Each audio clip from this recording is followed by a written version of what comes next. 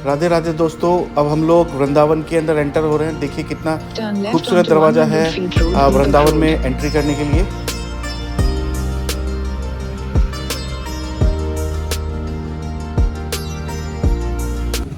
राधे राधे दोस्तों, हम लोग इस वक्त वृंदावन में घूम रहे हैं गलियों में। थोड़ा सा रात को करीब 8:30-9 के करीब हम लोग वृंदावन पहुंचे थे। होटल में चेक इन किया और उसके बाद में अभी रेडी होकर के हम लोग बाहर निकल रहे हैं। सबसे पहले हम लोग बांके बिहारी जी के दर्शन करेंगे, तो हम लोग वहीं की तरफ जा रहे हैं।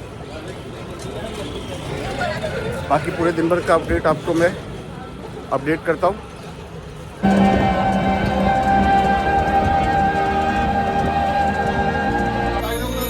ई रिक्शा से उतरने के बाद में आपको करीब 300 मीटर तक चलने के बाद में बांके बिहारी जी के मंदिर तक जाना होता है।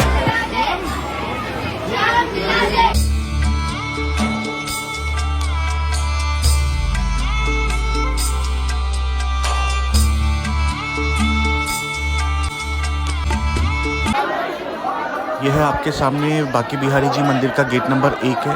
देखिए ये प्रवेश द्वार कितना सुंदर बना हुआ है, कितना मनमोहक है।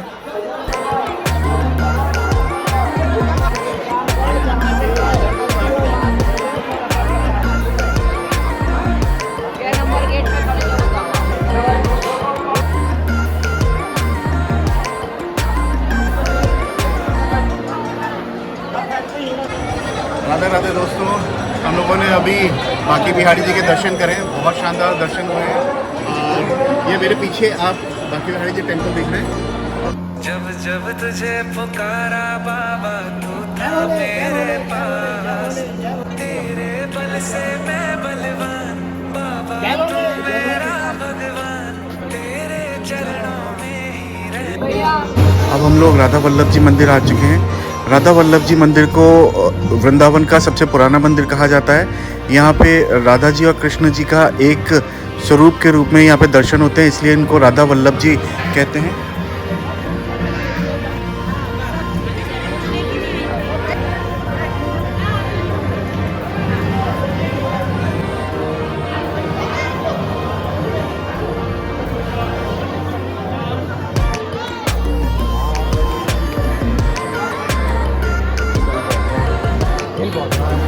वृंदावन अपने स्वादिष्ट नाश्ते के लिए बहुत फेमस है। आइए अब हम आपको यहाँ की सबसे फेमस चाट की दुकान मुकेश चाट वाले की टिकिया छोले खिलाते हैं।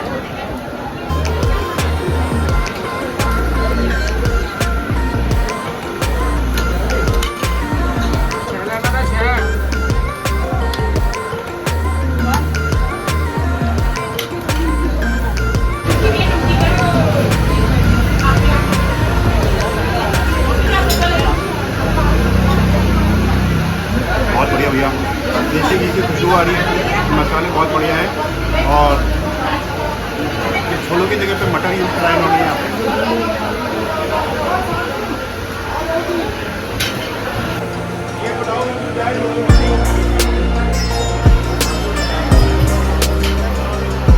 बहुत बढ़िया टेस्ट आ रहा है।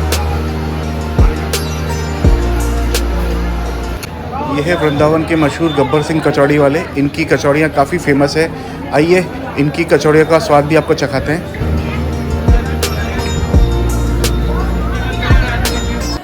आइए अब आपको वृंदावन की कुंज गलियों में घुमाते हैं और यहाँ के सुंदर बाज़ार को आपको दिखाते हैं।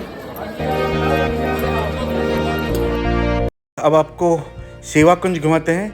सेवा कुंज के अंदर आपको बिल्कुल निधिवन की तरह ही अनुभूति होती है। यहाँ पर भी चलने का रास्ता पूरे कम्प्लीटली कवर्ड है बंदरों के कारण। सेवा कुंज की मान्यता है कि यहाँ पे रास करते समय जब राधा जी थक गई थी तो भगवान श्री कृष्ण ने उनके पांव दबाए थे, सेवा की थी, इसलिए इस जगह का नाम सेवा कुंज है। ये वो मंदिर है जहाँ पे राधा जी के कृष्ण जी ने पैर दबाए थे।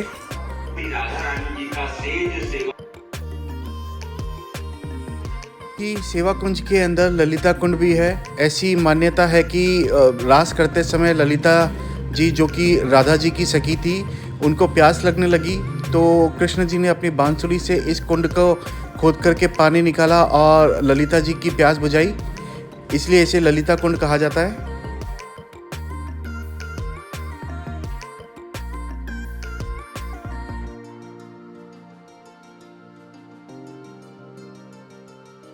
यह रास स्थली है। ऐसी मान्यता है कि आज भी प्रतिदिन रात को ठाकुर जी और राधा जी अपनी सखियों के साथ में यहाँ पे रास करते हैं। आइए अब आपको राधा दामोदर जी के दर्शन कराते हैं। काफ़ी आकर्षक वातावरण है यहाँ पे, काफ़ी बढ़िया भजन चल रहे हैं। झांकी का श्रृंगार बहुत सुंदर है यहाँ पर, काफ़ी अच्छा लग रहा है यहाँ पे। राधा दामोदर मंदिर की मान्यता है कि भगवान श्री कृष्ण ने जब गिरिराज जी को उठाया था तो जिस शिला के ऊपर उनका पाँव था वो शिला इस मंदिर के अंदर रखी गई है, और जो भी इस मंदिर की 4 परिक्रमा कर लेता है उसको गिरिराज जी की परिक्रमा का फल मिलता है।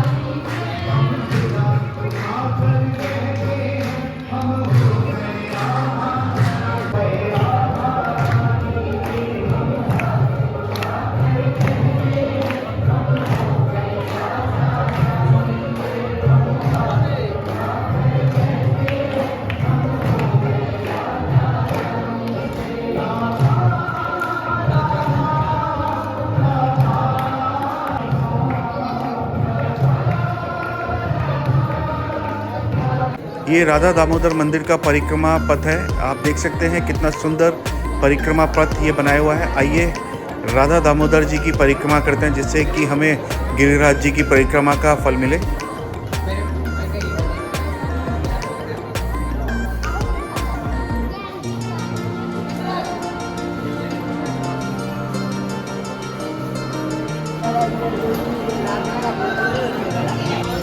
अब हम लोग रंगनाथ टेम्पल आ चुके हैं। रंगनाथ टेम्पल वृंदावन का सबसे बड़ा टेम्पल है। इसका क्षेत्रफल करीब 1 वर्ग किलोमीटर है। इस टेम्पल का आर्किटेक्चर आपको साउथ के टेम्पल से इंस्पायर्ड मिलेगा। इवन यहाँ के जितने भी पुजारी हैं वो सारे साउथ से आए हुए पुजारी ही हैं, जो कि पूरी पूजा अर्चना और सारे मंदिर का रखरखाव करते हैं।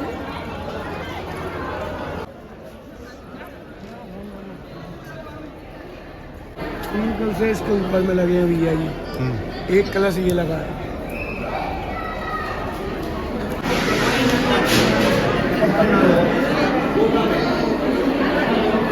बोलो रंगनाथ भगवान की। अच्छा। अनंत सैया के ऊपर में भगवान विष्णु सोए हुए हैं। पैरों के साइड में लक्ष्मी जी है जो चरणों की सेवा कर रही है। तो सर के ऊपर में बीच वाली मूर्ति भूदेवी जो पृथ्वी माता है। सोने की मूर्ति आगे रखी है, चांदी के सिंहासन जो पालकी में बिठा के घुमाने के लिए कहते हैं हाथी घोड़ा पालकी और जय कन्हैया। बोलो रंगनाथ भगवान की। हाथ ऊपर करके ताल। मंदिर में बैठने से आपको 284 खम्भे देखने को मिलेंगे। 4 मूर्ति नीचे 4 ऊपर है, लेकिन किसी में कोई ज्वाइंट नहीं है। एक ही पत्थर में ये कारीगरी है। तो पूरे मंदिर में आपको अलग अलग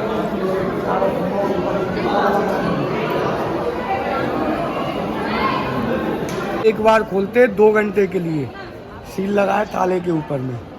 1 महीने में 2 एकादशी होती हैं। सबसे बड़ी एकादशी आती है लास्ट दिसंबर में, जो बैकुंठ एकादशी बोलते हैं। कभी शुरुआत जनवरी में आती है। अब का जो दरवाज़ा खोला जाएगा 2 जनवरी को खोलेंगे, सुबह 6 बजे से 8 बजे तक। मंदिर में जितना मूर्ति सोने का है उनको पुजारी लोग पालकी में बिठाते हैं और कंधे के ऊपर में बिठा के यहाँ से सवारी निकाली जाती है। आप जैसे भक्तों का भाव होता है, भगवान के पीछे निकलेंगे तो भगवान अपने साथ में हमको बैकुंठ धाम देगा, इसलिए बैकुंठ दरवाजा बोलते हैं। आने जाने को 7 दरवाजे हैं। ये मंदिर का 8वां द्वार बोला जाता है। ये जो रथ है कभी मार्च का महीना होली पे आएंगे, सवारी निकालते हैं भगवान की।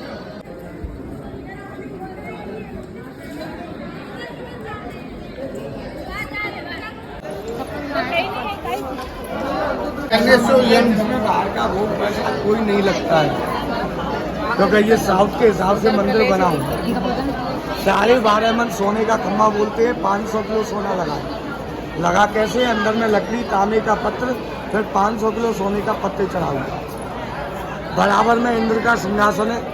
आपके हमारे यहाँ कोई अच्छा काम होता है, गणेश की पूजा होती है, लेकिन साउथ में सबसे पहले इंद्र की पूजा होती है। ये इंद्र का सिंहासन है। और ये 1.25 किलो के छोटे छोटे कलश हैं। ये 21 कल से लगे हुए हैं। 5.25 किलो के 7 है, छोटे छोटे ये 21 है।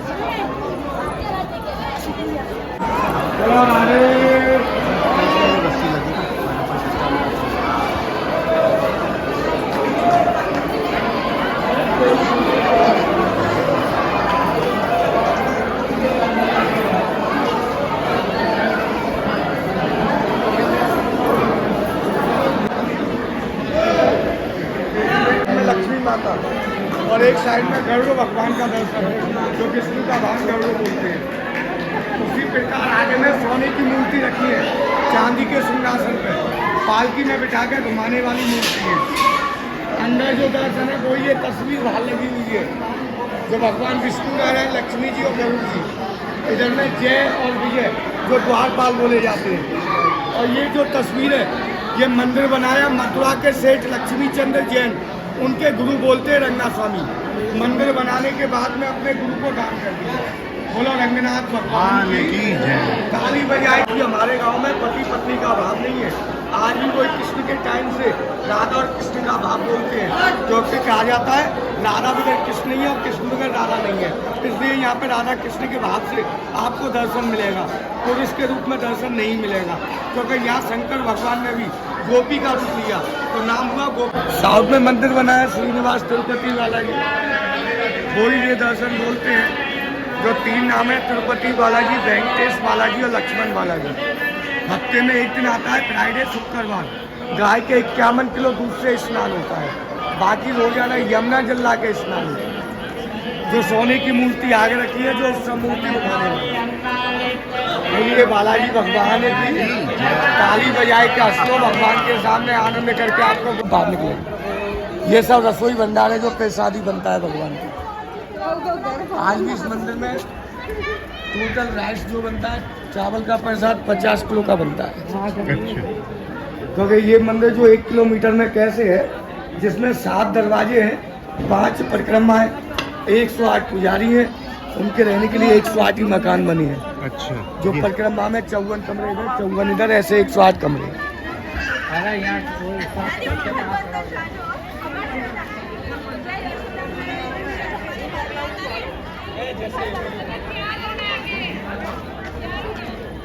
हाथी मगर की लड़ाई कराते हैं। ये वाला कुंड है क्या? गुरुकुलवा जो आती है, हाँ देखा मैंने। क्या नाम है इसका? लकड़ी का हाथी और लकड़ी का ही मगर बनाते हैं। जितना आपका हमारा हाइट है इतना बड़ा बनाते हैं और पानी के अंदर छोड़ देते हैं। यहाँ के लोग पानी में कूद के आपस में लड़ाई कराते हैं।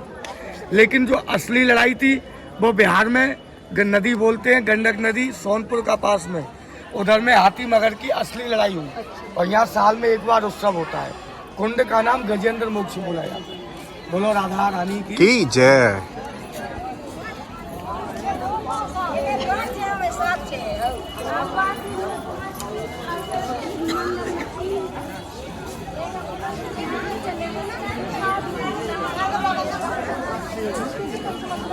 मकर संक्रांति 14 जनवरी आप सब जानते हो। ये जो जगह आप देख रहे हो, ये 12 द्वारी है। चारों साइडों में 3-3 गेट है। क्यों है? क्योंकि यहाँ भगवान विष्णु और लक्ष्मी जी का विवाह का उत्सव होता है, इसलिए 12 द्वारी बोलते हैं। 3-3 गेट चारों साइडों में।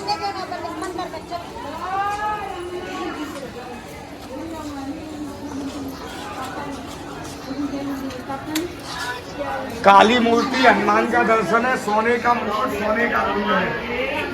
सब जगह जाओगे सिंदूरिया कलर मिलेगा। यहाँ अष्ट धातु की मूर्ति बनी हुई है। बोलिए रामचंद्र भगवान की जय। ताली बजाए के हंसलो भगवान के सामने और राधे राधे बोल के